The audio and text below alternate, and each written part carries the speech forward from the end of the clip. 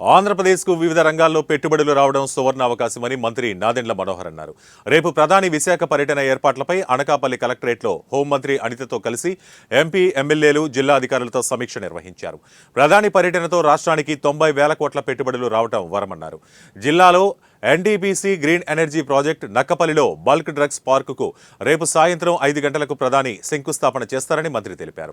ఇప్పటికే ప్రధాని పర్యటనకు సంబంధించిన ఏర్పాట్లు పూర్తయ్యాయని నాదెండ్ల తెలిపారు. ప్రధాని పర్యటనలో సీఎం చంద్రబాబు, ఉప ముఖ్యమంత్రి పవన్ కళ్యాణ్ పాల్గొంటారని తెలిపారు.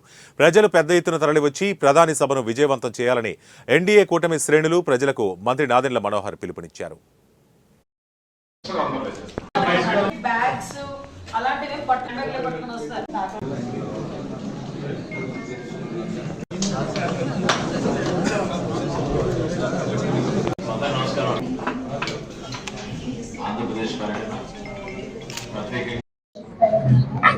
గౌరవనీయులు నరేంద్ర మోడీ గారి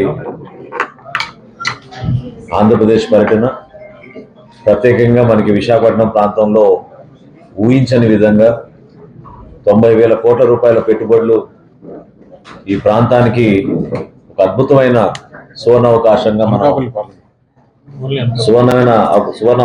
మనం భావించుకుంటూ అనకాపల్లి పార్లమెంట్ పరిధిలో ఎన్టీపీసీ గ్రీన్ ఎనర్జీ ప్రాజెక్టు, అదేవిధంగా బల్క్ డ్రగ్ పార్క్, ఈ రెండింటి కూడా ఫౌండేషన్ సెరమనీ గౌరవ ప్రధానమంత్రి గారు 8వ తారీఖున సాయంత్రం 5 గంటలకి ఈ కార్యక్రమం ప్రారంభించుకోబోతున్నాం.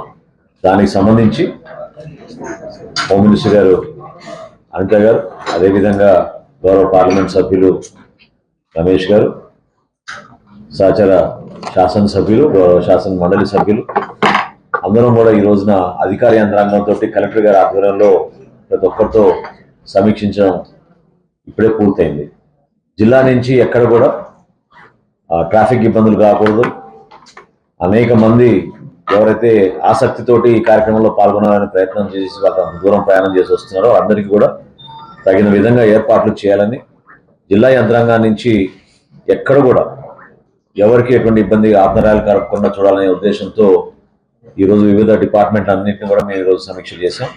చాలా చక్కగా ఉంది, స్పందన అద్భుతంగా ఉంది. ఎక్కడ చూసినా కూడా ఈ విధమైన పెట్టుబడులు రావడం, తద్వారా మనకి ఉపాధి అవకాశాలు కలిగించడం, భవిష్యత్తులో కూడా ఇది డైరెక్ట్ ఇన్వెస్ట్మెంట్స్, ఇండైరెక్ట్ ఇన్వెస్ట్మెంట్స్ చాలా ఎక్కువగా వస్తాయి. అనేక యాన్సిలరీ యూనిట్స్, దానికి సంబంధించిన ఉపాధి అవకాశాలు చాలా అద్భుతంగా ఉంటాయి మన ప్రాంతంలో అని మనందరం కూడా గర్వపడాల్సిన అంశం. దయచేసి ప్రజలందరూ కూడా ఘన స్వాగతం పలకడంలో వాళ్ళు భాగస్వాములు అవ్వాలి. ఇది మన బాధ్యత. ఎందుకంటే ప్రధానమంత్రి